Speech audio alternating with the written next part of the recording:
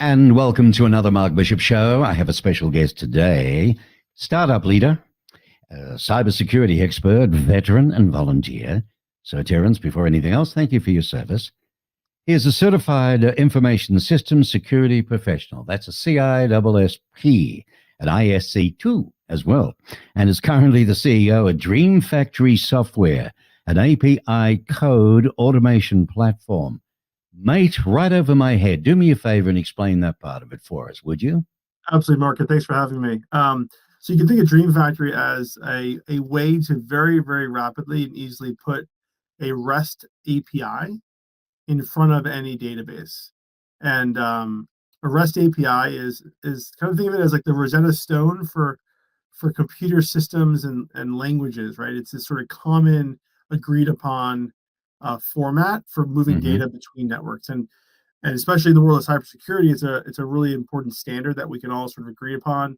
The way you sort of encrypt that data and authenticate it's all standardized, and so a lot of companies are looking very rapidly make sure every other data is moving via REST API, so it's easily monitored and Right. controlled and secured. Right. Well, we're talking cybersecurity. That's why I have you on, because it just seems to be every time we turn around, Terence, there's another hit somewhere, another hack, another this, and it's very important.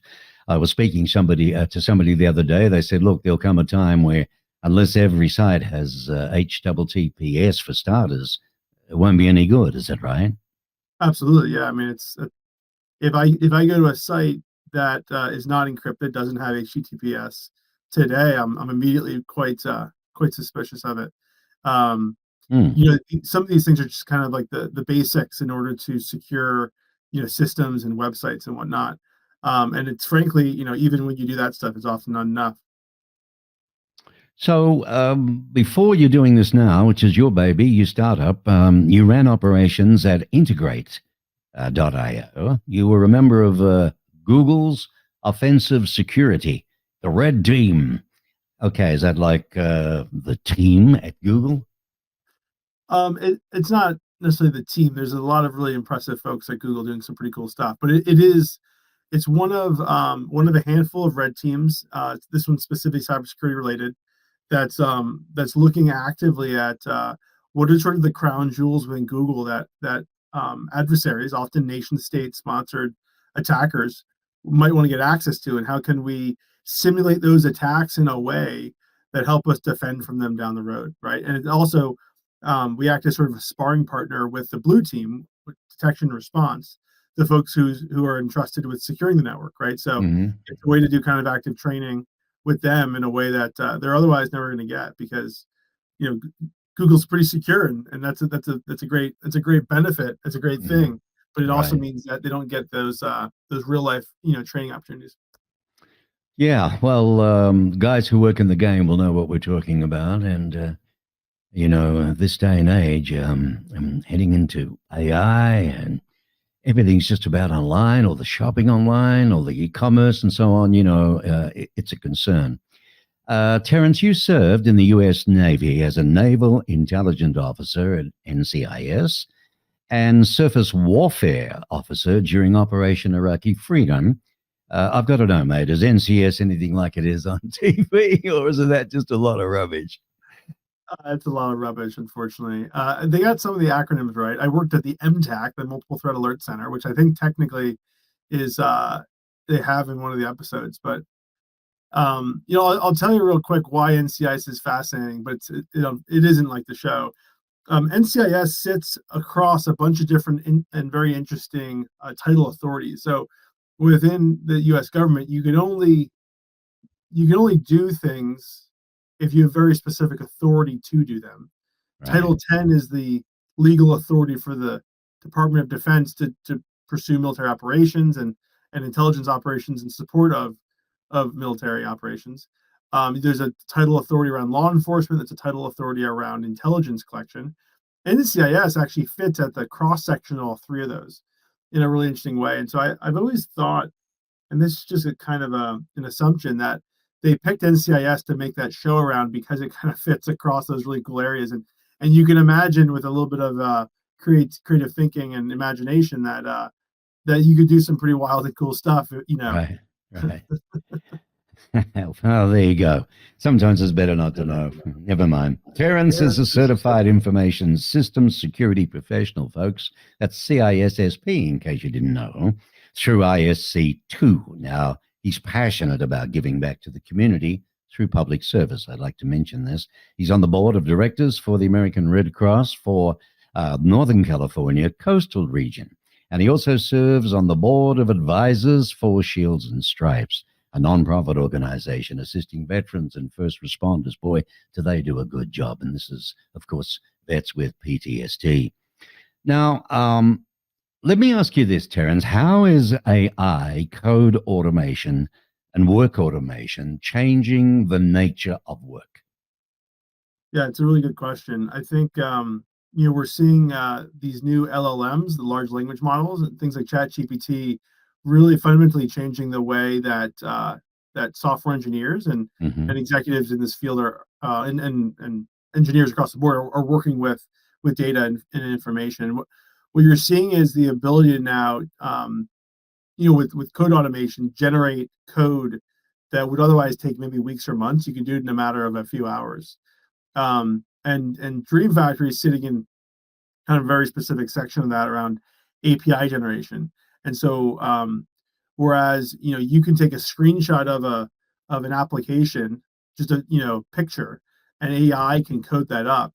API generation kind of does that on the data side. What we can do is we take a snapshot of a data schema within a database. Think of like a massive Excel spreadsheet, and Okay. we can generate a REST API from that immediately. And so it's really kind of changing the game and allowing organizations to move a lot faster when it comes to modernization. Well, I was going to ask you really because, AI seems to be able to do so much. Um, in which way is AI and work automation, changing tech companies today? There must be a heck of a shift there. Yeah, it's interesting. This is a hotly debated topic right now. Mhm. We're seeing tech layoffs at a time when you think, there's all this money being spent on AI, Mhm. and one of the assumptions is that companies like Google and like Facebook and some of these others are now realizing, hey, we can do a lot more work with a lot less engineers. And so it might be time to kind of start kind of paring down the actual total number of engineers. In Mm. the startup world, we're not seeing that. If anything, I'm just looking across my company and saying, look at how much more work we can do, how much more things we can complete with the current headcount we have. And my hope is that, if we can get done as that much more, it means we're able to grow that much more, which means actually I can hire more engineers and do even more work. It's almost like this exponential curve. But Mark, it's a anyone's guess. It's a hard thing to judge because there's just so many moving parts and things are moving so fast. Mm.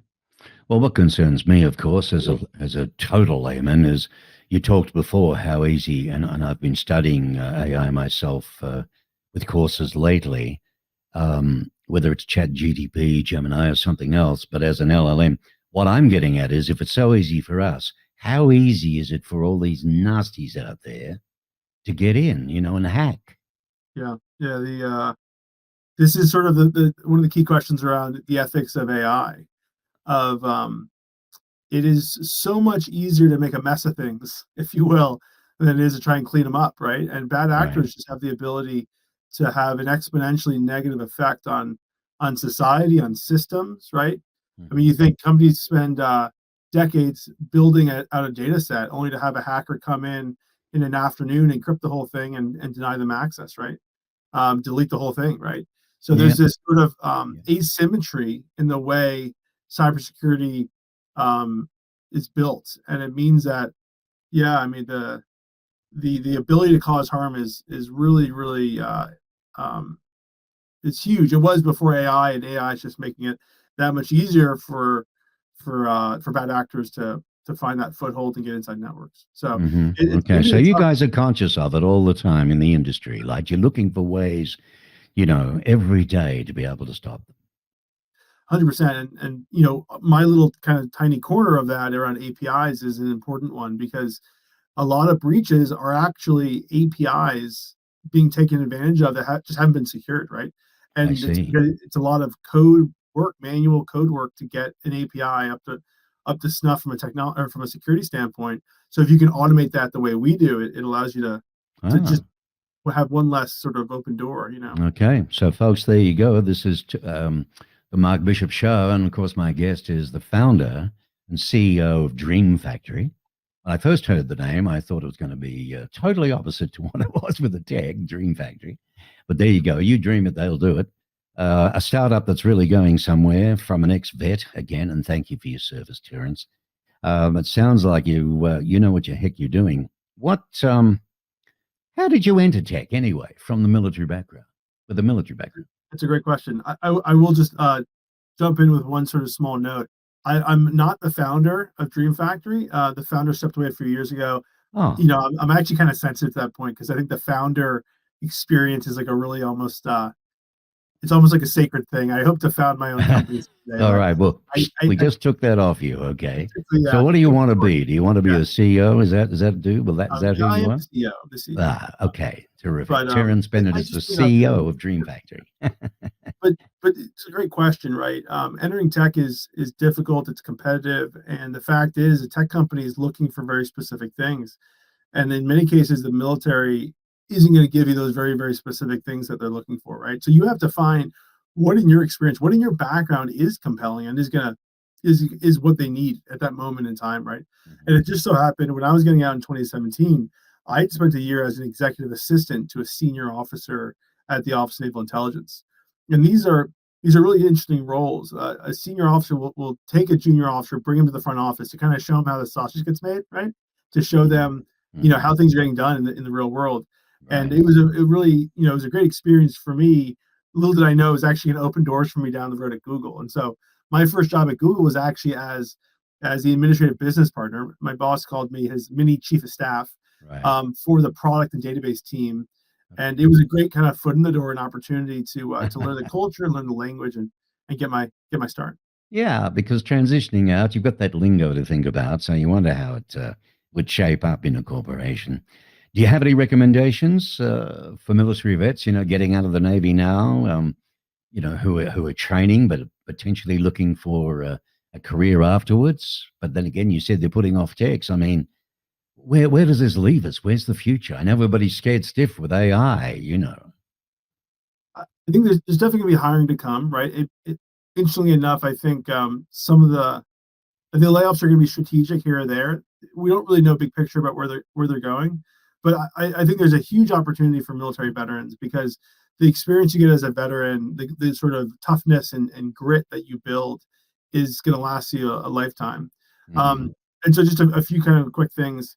There's a bunch of resources out there around networking that I think are really valuable, and networking, quote unquote, kind of has a dirty a dirty sort of connotation, but you know, really what it is an opportunity to talk to people and get deep insight and ask those hard questions, those kind of unique questions around the job or the industry that can help inform your decision making. So never go in asking for something, rather just go in with a natural curiosity and wanting to kind of learn. Hmm. Additionally, do your research, right? If you want to go work at Google, pick up one of the many books that have been written about Google, right? One of them is called How Google Works, and it was written by the CEO, Eric Schmidt, and the founders, Right. Larry and Sergey. And then, like, do your research beyond just a quick Google search, right? Like, a lot of great companies out there have literally books written about them. Hmm. Um, and so if you're gonna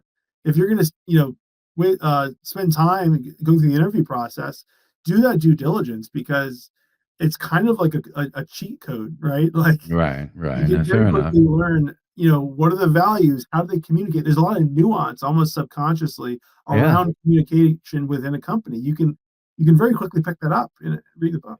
It's not all about sitting around on beanbags or playing ping pong at Google. You know, great place to work. They tell me. In fact, why did you first join Google as an executive assistant? When I got out, I think I wanted to sort of prove to myself I can make it on the outside, and Google just seemed like that tallest peak. That was like the Mount Everest Yeah. for tech, and I thought if I can make it there, if I can sort of make a home for myself and learn everything I possibly can, then I'll also have set myself up for success. Yeah. And Let's face it. if you left Google down the track, you're Google trained, aren't you? And you've been with a big one to be able to go to. But it's gutsy, and I deal with entrepreneurs all day, every day, 365. So I appreciate the fact that you have now started. Well, you haven't started it, but you're the CEO of a startup, correct? That's correct. Yep. Okay. So the challenges are there. That's the bottom line 100%. I'm trying to get Challenge, to. Because this challenge. show is about that, all sorts of people. How are APIs making data and databases more secure, though, and accessible? So, APIs act as this sort of translation layer between the database and the application, right? So, Is it like a um, firewall sort of thing? in a way, yeah, that's a good analogy. So think of it this way, right? If there's a hack of Verizon a few years ago, Oh, and yeah. some attacker had compromised that application, that customer facing application, the part of the system that you're interacting with on the web page. And when they compromised that application, they got direct access via an API to the database. They didn't have to actually access the database directly because they had access to the API. And if the API at Verizon, for instance, had sort of industry best practice security, Right. they would have been able to pull out the 11 million or 40 Whatever. million, whatever. I like the way you user put it. record, right? Industry best practices. In other words, if they'd had Darn Dream Factory come in and do something, that wouldn't have happened. Dream Factory, but I mean, these are industry best practices. These are things that have been around for, Right, in many right. cases, decades. So we're not really reinventing the wheel. We're taking an accepted standard that everyone sort of has agreed upon, the REST API, and we've just made it easier to work with. We automated some of that process. How is the API code automation changing? Best practice when accessing databases. So the process of building, for instance, something like rate limiting. A rate limit is when it's essentially to say this API is used to handling 1,000 API calls a minute. If there's more than 1,000 API calls per minute, you're going to just cut them off. You're not going to let them go through, right? Okay. Something like that's actually quite technically burdensome to implement. It can be a lot of work, right? Automation tools allow you to literally do that with one click. It's a matter of seconds versus potentially hours or weeks worth of work. Right. So like any automation, it can actually allow organizations to transfer the cognitive load away from manual work, kind of like the horse allowing you to plow your field allows you then to plant that much more, and allows you to think more strategically perhaps around how you're going to plant because you've got that much more free time and that much more sort of flexibility, right? So allows organizations to shift priorities. So what's the difference between no code, low code, and code automation? Yeah, so this is a good question because no code is often synonymous with tools that are kind of simplistic, perhaps, right? That have like very specific kind of structured use cases, and there's no option for code. And low code is a little more flexible, where there's a place where you can add code and add additional functionality as necessary. And then automation is the actual ability to generate that code. So for instance, I could use a tool to do a bunch of stuff, and then if there's some specific custom code I want to add, I can actually then go to ChatGPT and ask ChatGPT, give me a script that does X, Y, and Z, and I can then add that code in. So these are all, in many cases, tools that are kind of can be used together, right? Okay, so how is no code changing the way enterprises are building applications then? I guess with AI, right? Exactly, yeah. And in many cases, you've got a very specific use case that only the people within that organization are really going to understand and can build a solution around. But if those people aren't technical, it can cost a fortune to then bring in coders to do that, right? A software engineer in a simple way is actually kind of like a translator, right? It translates real world things into software, right? So if you can take the program manager or business analyst who understands this process deeply and allow them to build the tool themselves via no code tools, then you've actually cut out that middleman, and you've actually allowed the organization to move much faster. Well, it's all as clear as mud to me, mate, I can tell you. I'm glad. When researching this one, I tell you, I was exploding. Never mind. But you learn with asking questions.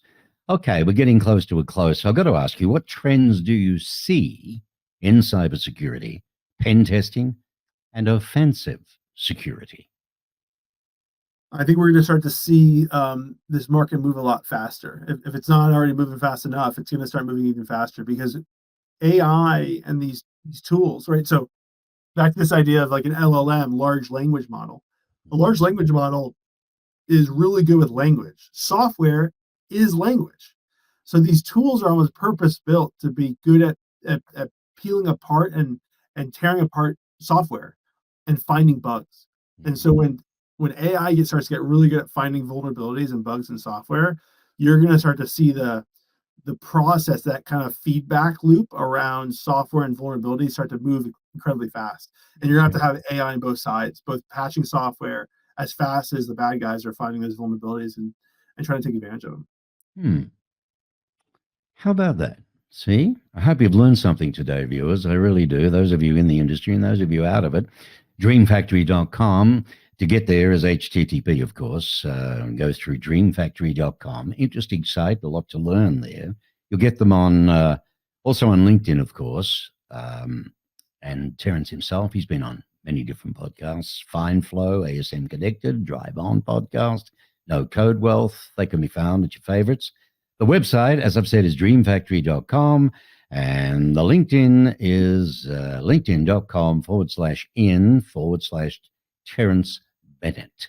You know, my family's name in Australia was Bennett, of all things. What a connection there. But they came from England originally and ended up in Australia. So.